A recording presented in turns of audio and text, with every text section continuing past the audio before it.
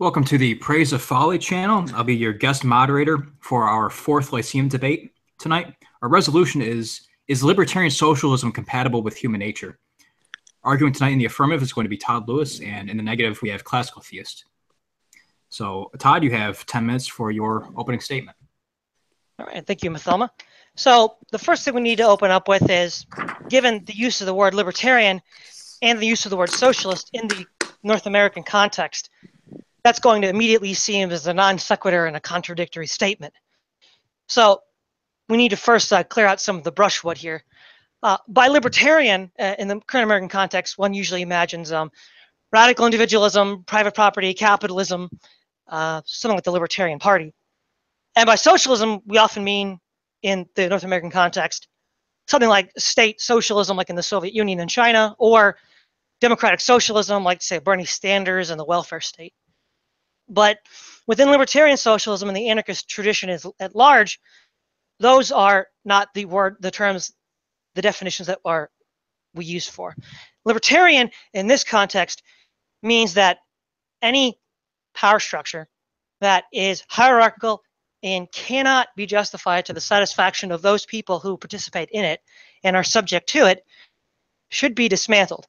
So, for example, the typical boss-employee relationship. The libertarian socialists would argue that this is a hierarchical structure that cannot actually be justified because it's dominating, it restricts the autonomy of the individuals underneath it, it's repressive, it allows for a few individuals to lord it over the many. And since since the libertarian socialists believe they cannot justify their privileged status, they should be dismantled through things like direct action, or which would include strikes and sit-ins and things like that. Also through education, you just educate people to not respect these authorities anymore. So like, for instance, in the Soviet Union, people didn't respect the authority of the state, and it just ended up falling away. The Soviet system fell apart. It was trying to be replaced by another state, but neither here nor there. Socialism is the idea that workers should control the means of production. So rather than having the means of production controlled by the bourgeoisie in capitalism, or having the means of production controlled by the state, as in state socialism like in the USSR, workers control their own factories, their own places of work. So that's what we mean by libertarian socialism. Now, the next question might be, well, why should we, what kind of authorities are legitimate authorities, and how do we tell which one should be dismantled or not? There's usually two principles that go into what's a legitimate authority. One, it's a self-undermining authority, like teachers and parents. What will happen is the expectation is that the children or the students will learn what they need to from their authority figure and then grow up and leave. And their authority will be lost over that person.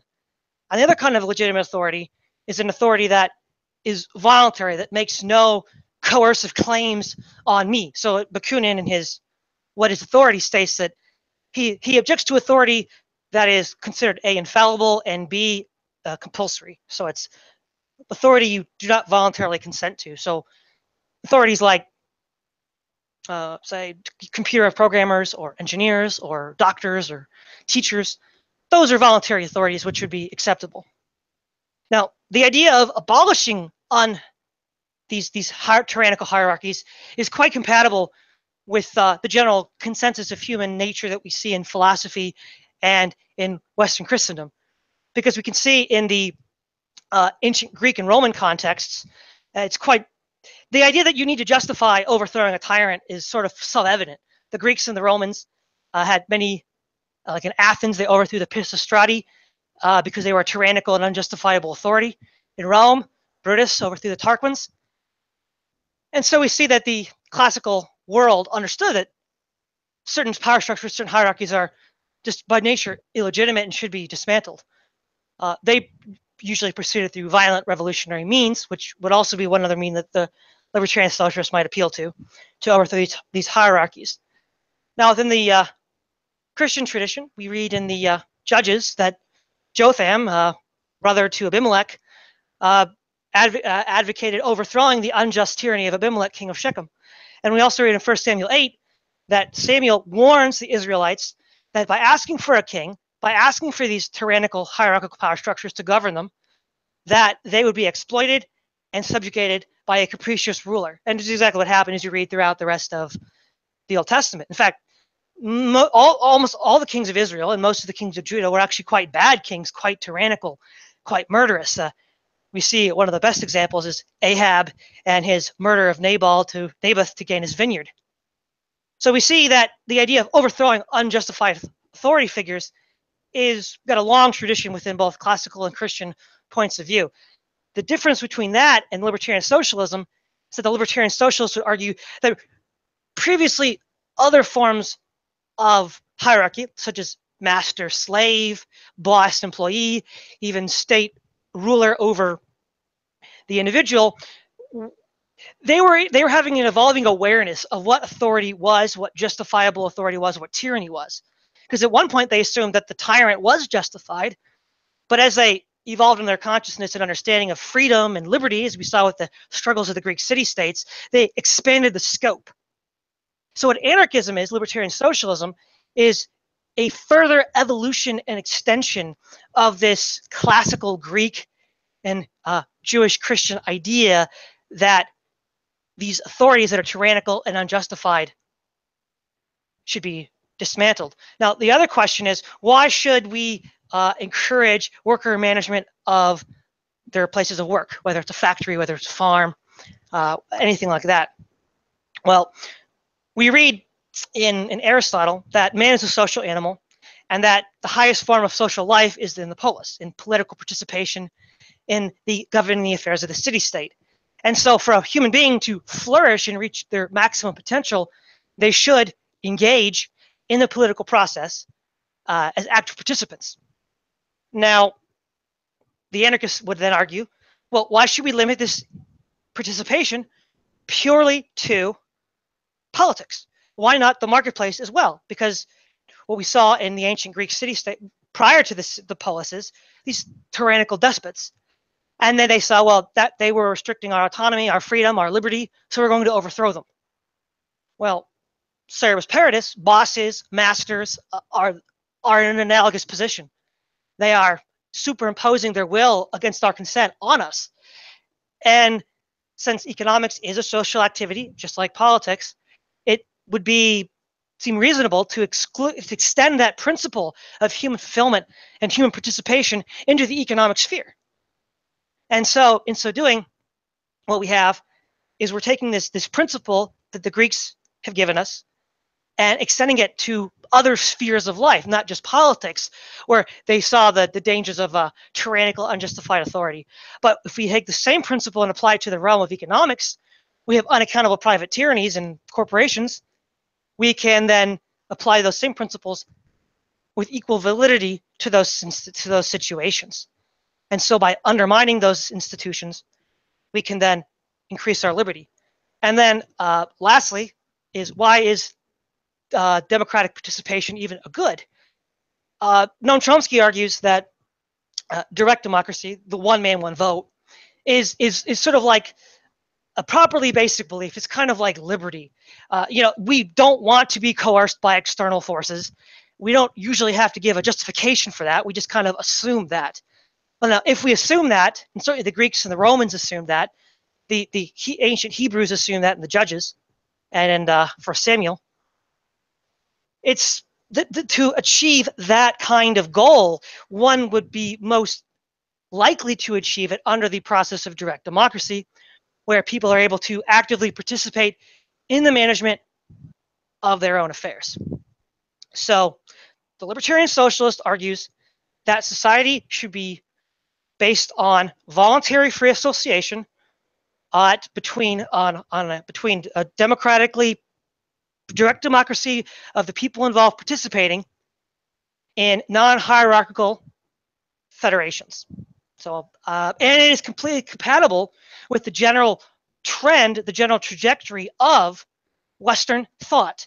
It's just that as Western thought evolves, more and more things we thought were justified turn out not to be so. And anarchism is merely the next, libertarian socialism is merely the next level of that process that we saw beginning with the Greek city-states. So I yield the rest of the time. Okay, thank you, Todd. So, Classical Theist, you have 10 minutes for your opening statement. Okay, so it would seem to me that critiquing libertarian socialism or anarcho-socialism requires two tasks. First, to prove that anarchism is incompatible with human nature, which at its core consists in defining man as a social animal, justifying that definition, and subsequently connecting this by natural concomitance to defining man as naturally hierarchical, since it is the rejection of hierarchy that lies at the heart of anarchism, especially as regards anarcho or libertarian socialism. The second task would be to show how private property is generative of human nature, and in so doing, rob libertarian socialism of the foundational premises that causally constitute its essence, and hence to refute libertarian socialism as such, since to remove a cause to remove an effect. So on to the first task. It's evident to our senses that human nature, or not just human nature, but nature itself is inherently hierarchical.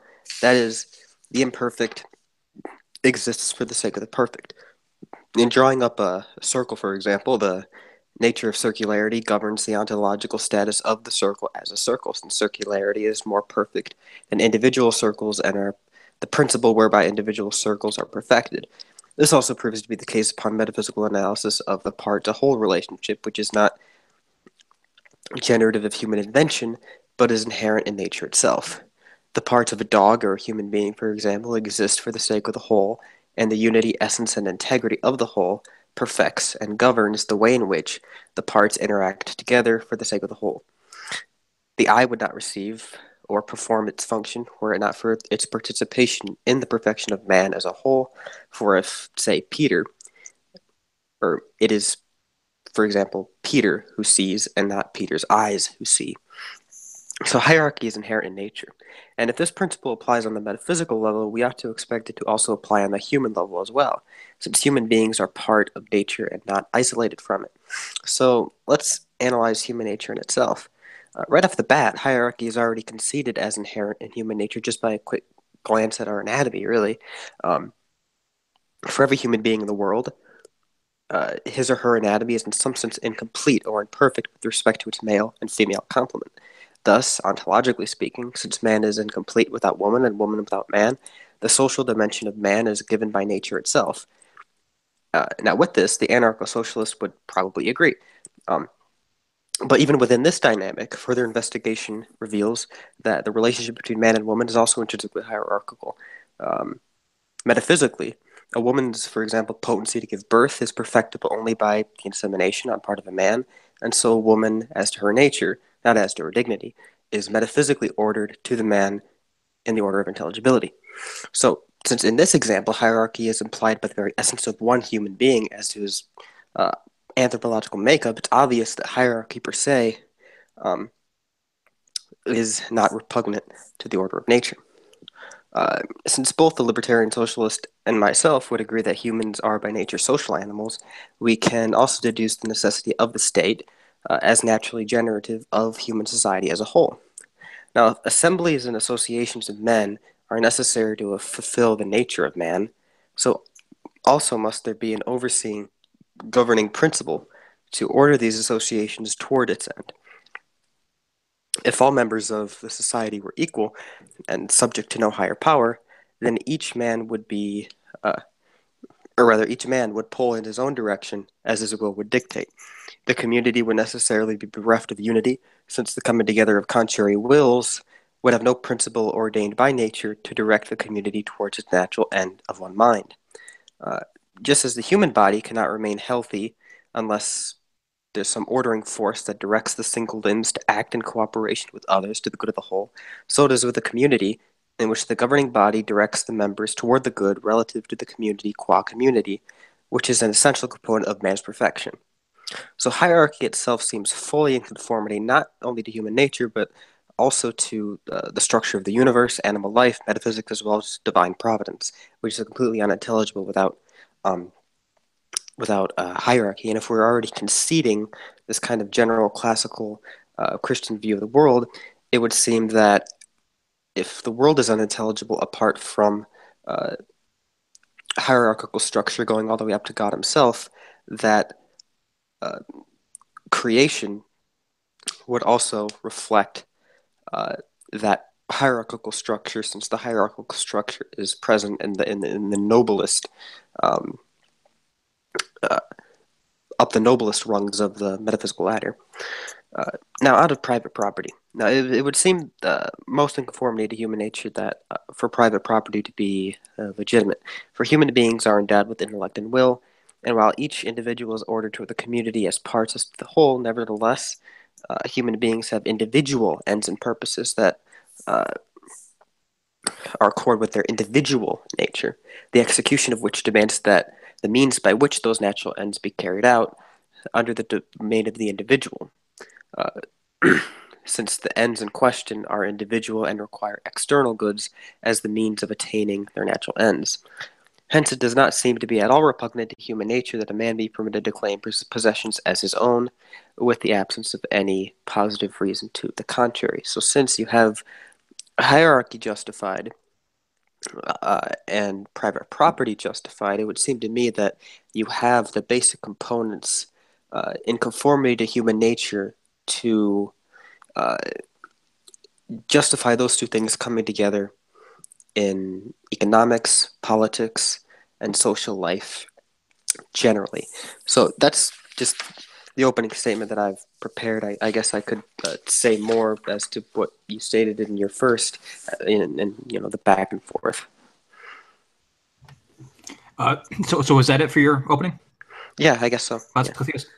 Okay, so you had about maybe 3.5 minutes left if you want to keep going, or you can now begin your 5-minute rebuttal if you.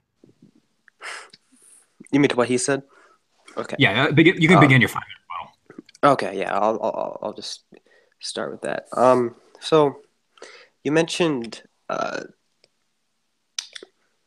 first of all, you clarified the term libertarian socialism, which I have no problem with that. It's in conformity to everything that I read about it. You distinguish between justified and unjustified authority, but it seems to me that your distinction between justified and unjustified authority, in the case of tyrants, does not exclude all coercive authority. And if I think you would require an external principle from what you said to justify the premise that coercive authority is not in conformity with human nature. One example of justified authority that you gave was the parent to the child, in which case the child would eventually be released from that quote unquote, I'll just use the word jurisdiction. But I don't see how that just because the child is able to eventually escape the jurisdiction of his parent, that you couldn't have a situation where authority, hierarchical authority, could be perpetual and continual. I don't see by what principle you would need to have the subject eventually be released from the jurisdiction in order for it to be justified.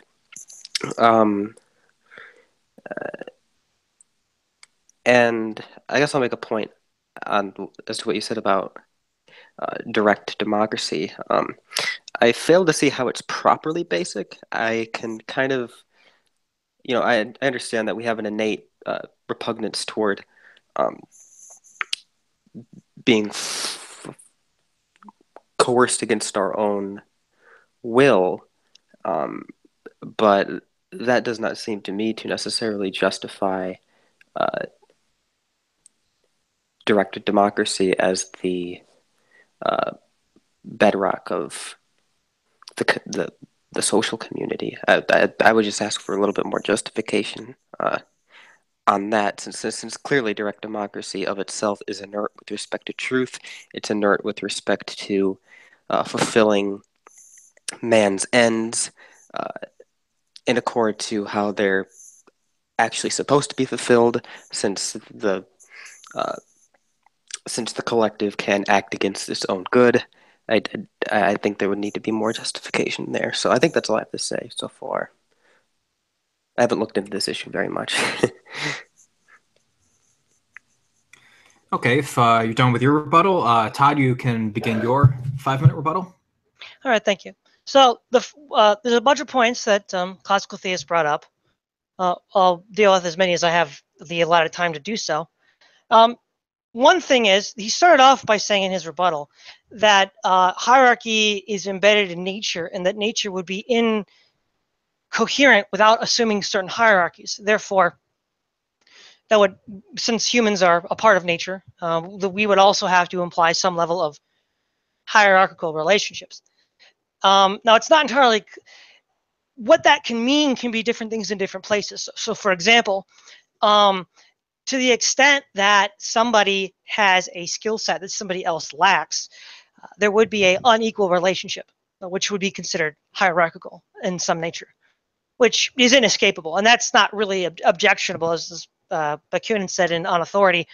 Such experts, as long as they don't compel me to follow their advice, would be perfectly legitimate in such a society.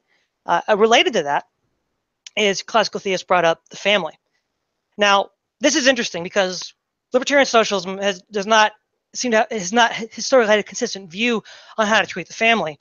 Early on, there was very much anti-family, abolish the family. Family is a bourgeois oppression. You think of someone like Emma Goldman.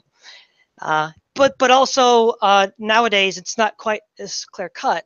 Families, I think, would be seen as legitimate by some libertarian socialists. For instance, the playwright Brenton Lengel is a Buddhist, and he's married, and he agrees that yeah, you kind of just have to have families. They're justifiable in the sense that they're self negating, because the whole point of a parent is not to stay in power for perpetuity, at least a good parent, but to create the conditions by which the children can then develop their own self-actualized nature and then move on with their lives that way. Now, in another sense too, yet as far as actual political hierarchies or economic hierarchies, anthropological work by the likes of David Graeber and others have indicated that throughout most of history, most of humans have lived in small, intimate hunter-gatherer societies. So the idea of large, urban, industrial, agricultural, hierarchical societies, like you might think of the Babylonian kingdoms or the Egyptian kingdom, are not the natural state of what most of men have lived in. If you look at Europe in the year, say, 500 BC, with the exception of course, the Greek city-states and some of the Italian city-states, most of Europe lived in a very almost tribal, hunter-gatherer, decentralized way. So I would say that throughout most of human history have lived in relatively flat, horizontal societies, where there's a much greater level of, there's a much lower level of social inequality as a result of that. Now, the other thing he brings up is the issue of private property. Now, here I think Classical Theist is sadly mistaken. The Libertarian Socialist position does not reject the idea of property as such. They reject private property, and he also mentioned that men should have the right to possessions, and the Libertarian Socialists would find this unobjectionable. One would be able to own personal possessions, like maybe your house or your car, your books, your iPad or whatever, your computer. Private property, specifically defined, is property by which you derive a profit that you did not yourself work. So, for instance, if I work in my garden and then, in a libertarian socialist gift economy, exchange my produce for, say, someone's bread, then that's completely legitimate. But if I have a whole bunch of people that are working for me in a large agribusiness environment, and I'm deriving value from them without actually doing any of the work myself, that would be illegitimate. So the Libertarian Socialists would accept personal property, but would reject private property. So I'll yield the floor here. Okay, thank you, Todd. So you have 10 minutes now to begin your cross-examination of Classical Theist. Okay, so Classical Theist here, you were arguing that with the political. Oh no, you argued. Let's see, I'm trying to figure out what it was. Oh yes, direct democracy. So I mean, to be clear, what you were saying was you don't understand on what basis the Libertarian Socialists would argue that direct democracy or some form of direct participation would be actually sort of just self-evident, right? That was your question, correct? Well, I specifically said direct democracy. I wouldn't necessarily say the same as direct participation. I mean, those two aren't necessarily the same thing, depending on what you mean by them. I would say direct democracy, definitely. Direct participation, not necessarily. Okay, yeah. Well, for direct democracy, it's what I intended to say was that the principle of not wanting to be coerced by an external force is self-evident. Most people have that without the need to justify it. Much in the same way that, as you already pointed out, the desire to have personal property is, unless you have good reasons to believe that that's not true, you shouldn't have to bother defending. And direct democracy would come out of the libertarian socialist reflections on that properly basic belief that the best way to achieve that value would be through that mechanism. So the mechanism itself is not necessarily properly basic, but it's a logical consequence of achieving that properly basic belief. My only concern with that is that I don't see how a natural repugnance toward coercion towards something that is contrary to your own will necessarily translated as something that is self-evidently natural. I think we can have inclinations toward things that aren't necessarily in accord to our nature. And the raw repugnance toward coercion, I think, is inert with respect to what we're being coerced toward. But I would argue that you make when you argue for the rights of property, not just personal but also private, you're making a similar kind of assumption that there's this base inclination that we have that we don't really need to justify unless we have strong independent reasons not to believe it to be true. And you argued that we don't, and I would argue in this context as well that we don't. Well, it's not entirely the same with respect to private property. By the way, I concede your clarification there about private property as regards the actual doctrines of libertarian socialism. I kind of got it confused. But with respect to private property, that's kind of a logical extension of something that is obviously truly natural to man, given the faculty of the will, which is ordained of itself toward the good, and this good can be immediate, proximate, or it can be remote. If immediate, with respect to the individual, it would require the means by which that could be attained as a natural extension of the end of the will itself. So I think that's baked into the ontology of man himself. The repugnance toward coercion, I don't think, is baked into the nature of man himself, because we've established that man is naturally hierarchical, and the lower rungs of the hierarchical structure would be subject to the higher, irrespective of whether or not the lower desires personally to be subject to the higher. Okay, hold on. As far as hierarchy here, there's a couple things we need to untangle. There's what we're talking about in one sense is given the nature of man, there's a range of political and economic arrangements that could be compatible with that nature that are not identical to one another. So it's not, the libertarian socialist is not necessarily required to say that the logical extension of all the faculties of human nature necessarily leads to this. Some might claim that, but the topic of this debate is a little more narrow. It's saying that given what we know of human nature, such an arrangement would not be contradictory to many of its impulses. I would again argue that it does not at all appear to be the case that these hierarchies are inevitable, and because again, throughout most of human history, most people did not live in these highly stratified hierarchical societies.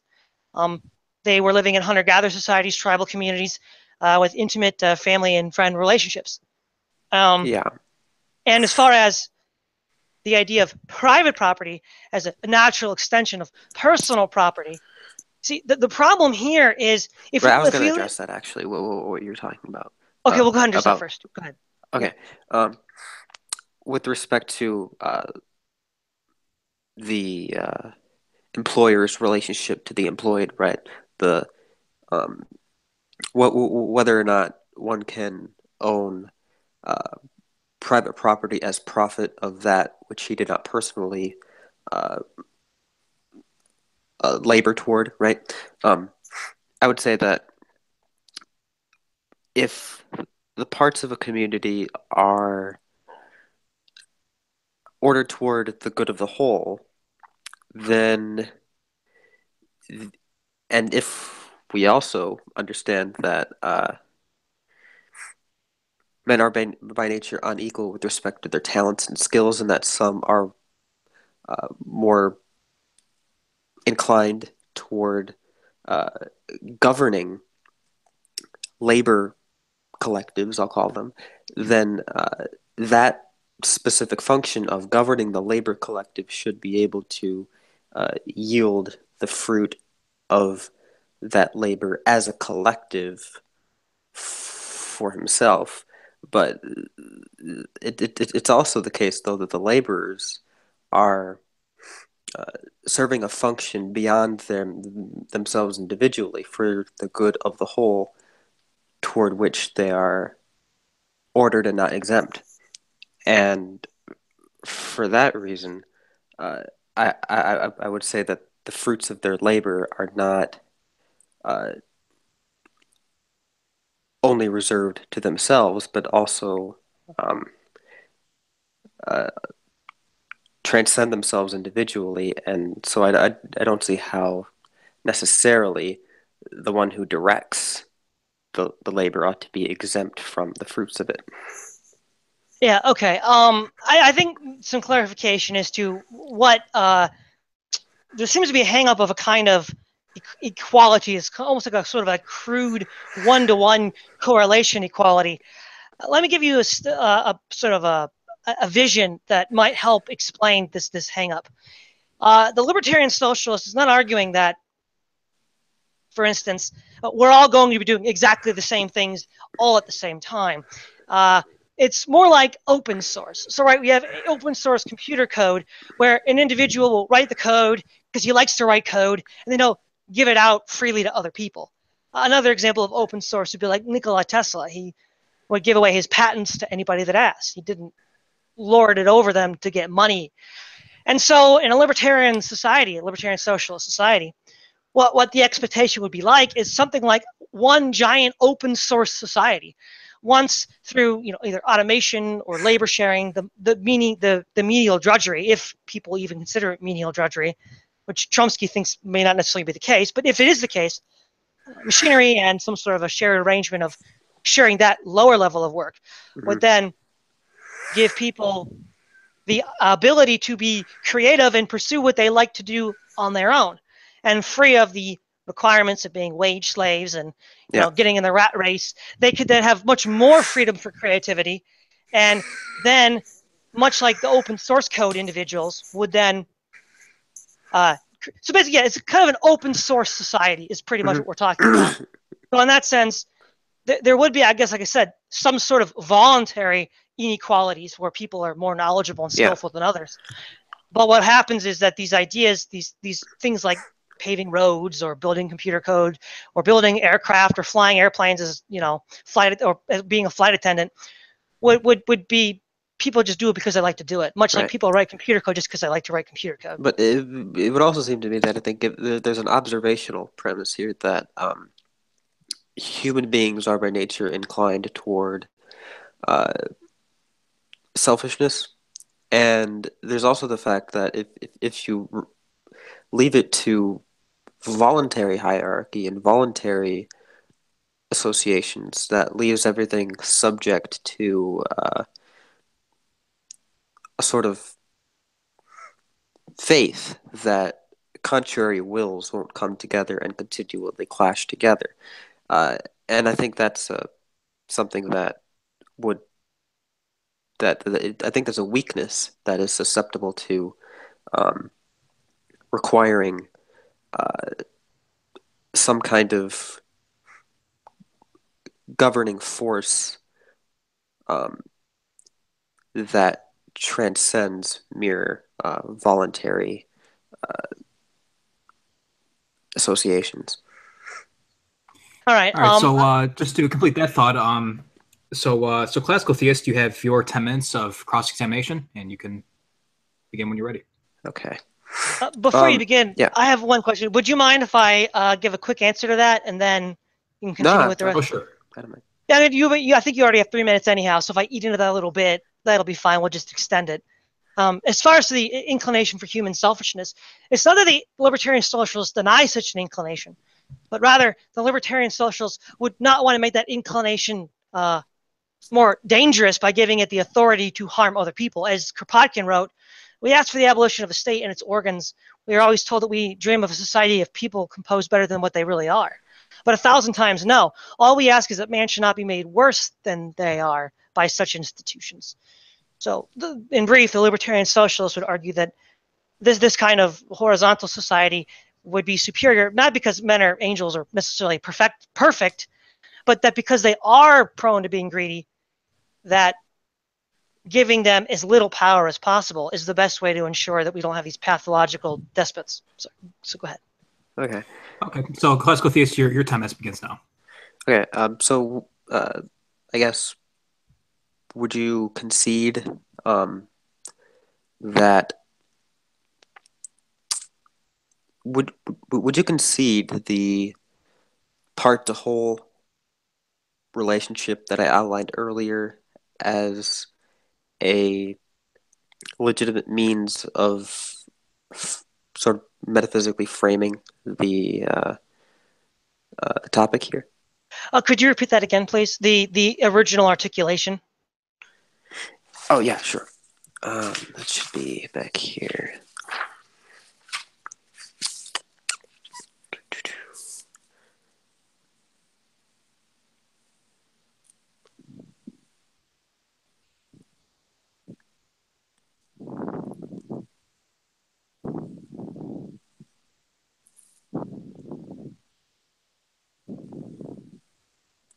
So yeah, well, I mean, I outlined the part to whole relationship with respect to the human organs. They relate together for the sake of the integrity and unity of the whole. And I was asking, would you concede that general framework as applicable to human associations as an extension of man being a social animal? Oh, okay. So basically something like what we would read with the Apostle Paul and the idea of the body, right? Yeah, of course, yes. Libertarian socialists would accept that there is this larger social organ that's created by these people coming together and serving their disparate roles. So if that's the case, if man as a social animal is by nature orientated toward this relationship, why then is it not legitimate for these cells and organs to be directed by a governing principle without an absolute necessity for this to be voluntary? Okay, so if I understand your question is why must this governing principle, to the extent that we agree that such one exists, need be voluntary? Is that your? Yeah. Okay. Essentially. Yeah. Okay. There's a couple of ways one can go around answering this question. We'll start with one that the maximizing of human flourishing and creativity is most actualized and most completely fulfilled in such a society. So, for instance, if we look at a slave society where we have no autonomy for the worker, and everything's micromanaged by the master, creativity is nil. There's very little creativity. People do work that they don't find satisfying or self-fulfilling. Whereas what we see is as we give more self-directedness to the worker, what we see is greater amounts of creativity, greater amounts of innovation, and greater amounts of worker satisfaction. And see, right, innovation is very difficult when you are depressed or angry or threatened. And so, but we would then maximize human creativity by creating this space in which there's minimal external impulse. I mean, you can't eliminate external impulses completely, obviously. We have unintended consequences of other people's actions, externalities. We have the natural world that impinges upon us. But we limit that as much as possible to maximize human creativity and flourishing. Well, I suppose the question I would ask to that would be, it doesn't seem to be a matter of degree here, though. It seems to be a matter of whether or not it's legitimate for this governing principle to, in any case, exert coercive direction, if necessary, on part of the members by a right owing to itself. And if you don't have that right owing to itself, then how could that? How would you safeguard this collection of human association from disunity that comes as a result of discord and contrary wills clashing together, and just a reluctance to cooperate? Oh, okay. So what you're saying is, I think I understand what you're saying a little bit more. You're saying that if there's no external compulsory force to channel human behavior in such ways that, and I'm not saying at all times. I mean, like that just has that right if necessary. Yeah, if it isn't there in reserve somewhere that can be called on, wouldn't these societies then just kind of fall apart under the weight of just human disagreeableness? I think in one sense, there would have to be some measure of compulsion for delinquents and criminals. So if we have murderers or rapists or people that are exploiters like the capitalist class or the state, some form of coercion would need to be used against them because they would be a direct threat to the society. But with people that were within the society that have not acted in very flagrantly, basically, if an individual in a libertarian social society acts in such a way that he does not harm the rights of another person, any of those actions should not be compelled. The force should only be invoked through some sort of if you have to use force, also should be the last resort. But I'll get to that in a moment. Force should only be used on these individuals within the community if and only if they have acted in such a way that they have harmed the rights of someone else. Now, second of all, that also should be prefaced with the fact that proportionality should be taken into effect. So, if somebody say, starts to exploit people through wage slavery, and it's at a small level and it's a first-time offender, you don't break out the bazooka and shoot him, take him out. Right. You use the McNuke. you don't use the McNuke on him. You use various other methods of consensus decision-making and maybe shaming and other less intrusive. Only if such a, and even so, another solution would also be a person that's completely incompatible in this antisocial sense could just be expelled. The ancient Athens would use the idea of expulsion, where a person was banished from the community because the person was completely incompatible. So, so I don't know if that answers your question, but I think as far as I understood it. I suppose my response to that would be, if it's, why would the threat of harm and infringements of rights be the only grounds for the use of this coercion? Because it would seem to me that if we conceive that man as a social animal, and by extension the good and welfare of the resulting collective that comes as an extension of man being a social animal, if that is the end of that collective, the purpose of that collective, that is to say the good and the welfare of that collective, then would it not be within this governing principle's right to of itself correct perhaps privations and defects with regard to those purposes, even if those defects and privations are not directly necessarily inflicting malicious harm on others. Nevertheless, the defects and the privations, the inability to produce this and maintain this welfare, if it's able to be corrected by that governing principle, why can't that governing principle exert its influence to correct those defects? Since the good of the collective is the natural end of man as a social animal, irrespective of the whims and desires of the personal members of that collective. Yeah. Okay. That's a good clarifying of your question.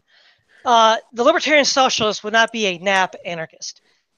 They would believe that the initiation of force in some cases can be justified. For instance, Noam Chomsky will use the example of any adult, but in the case of parent, it could be any other adult, pulling a child out of the street if your car is coming and will otherwise hit the child. There's no need to justify that. It's self-evidently justifiable because you're saving the life of the child, even though he didn't directly consent. We could use a similar analogy between equals of age. Someone's trying to commit suicide, and they're ready to throw themselves off a bridge. You could just grab them and say, hey, calm down, guys. Is life really that bad right now? So in that sense, those kinds of both individual and collective interventions could be justifiable. Also, we saw in Spain in CNT, in the Barcelona, where the Libertarian Socialists, they would also, they outlawed certain behaviors that were just antisocial, like prostitution, alcoholism. But I'm not necessarily talking about acts that are, harmful, or acts that are infringements upon someone's, personal rights. I'm also talking about the welfare and prosperity of the collective that is owed to it as a result of man being a social animal. Why is it wrong for this governing principle that may or not be an extension of man being a social animal to have of itself the and I'm not necessarily talking about one governing principle. I'm talking about like within these labor kind of collectives that we're talking about, that would be subsets of the broader state. Why can't the governing principles be able to, of themselves, direct these collectives to their ends? Simply have that right, and even if we can argue that it should be minimal for the sake of efficacy, why is it necessarily intrinsically wrong for them to do that?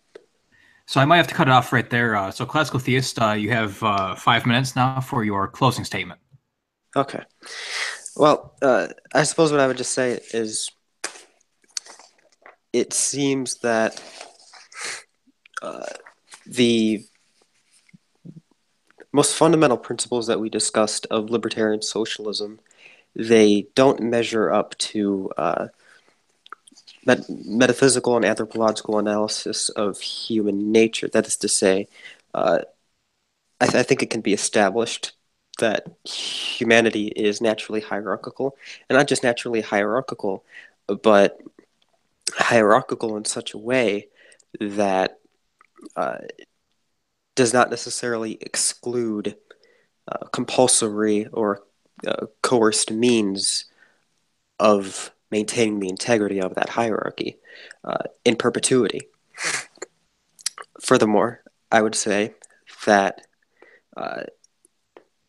that principle of hierarchy, I see no reason why it cannot be translated into the economic realm, whereby the economic system would simply be ordered and subordinated to the unity of the collective that is implied by extension by man being a social animal. And therefore, I don't see why hierarchy cannot be translated into the economic realm in the employer-employee relationship, and why the employer cannot in some respect be a recipient of the fruits of the labor of the employees, so long as the employees are still recipients of the fruits of their labor. Nevertheless, it would seem to me that since that labor is ordered toward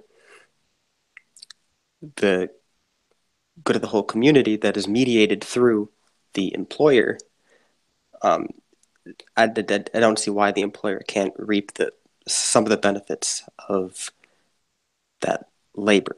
So I think that's good. I haven't studied this issue very much. That's why I'm a bit inarticulate at some points.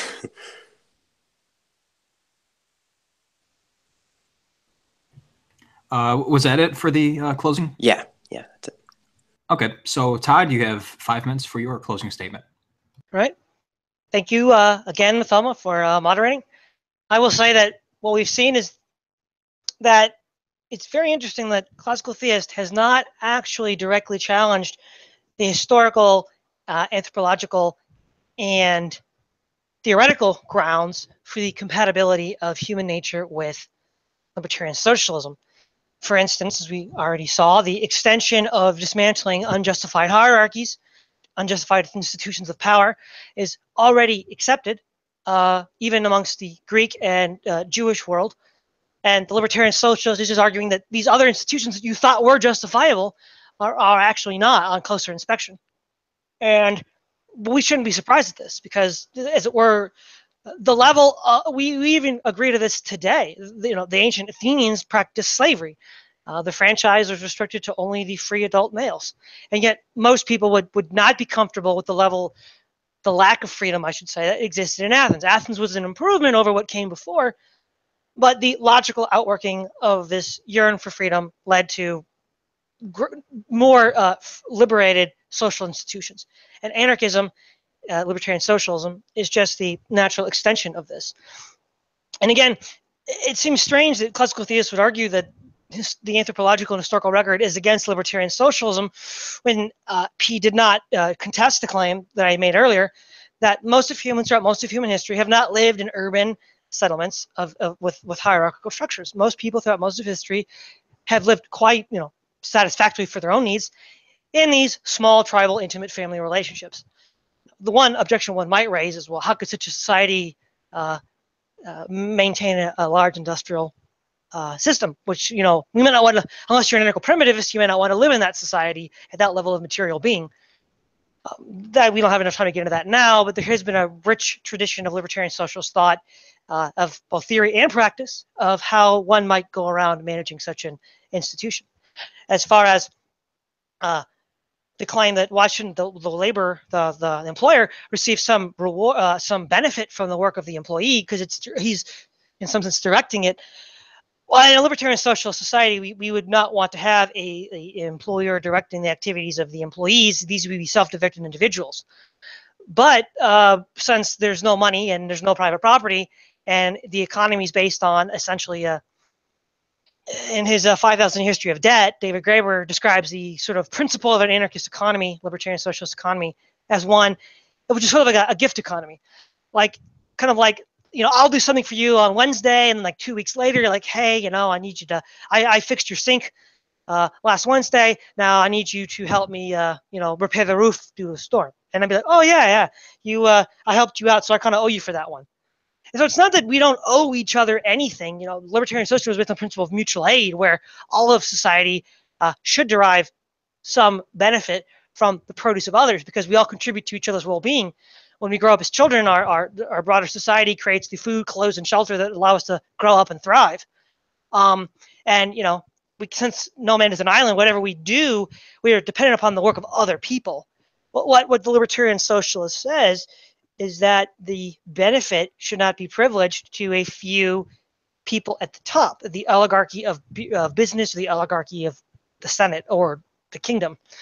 And so at the end of the day, if we look at the principles of self-expression in politics that Aristotle describes, of man being perfected in the political life, in the participation in the political life, it's only natural that we would then take that and include it in economics as well, which is a social activity. Though not identical to politics, it shares enough in that it's a social activity. That should be the case. And since the contention that most of humans throughout most of history have lived in what we it might be anachronistic to call libertarian socialist societies, because in other aspects they were not as fully maximizing of individual freedom and autonomy. But in that one sense, they were living in non-hierarchical horizontal societies, organized in federations of sort.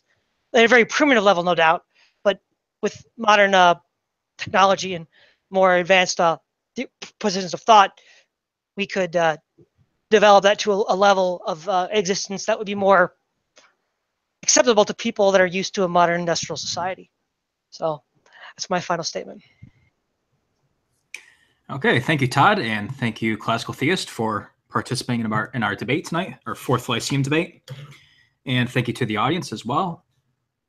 And I think our after action report will be in 1 week's time, so perhaps those listening could join us for that as well. And this has been the Praise of Folly channel, and have a good night.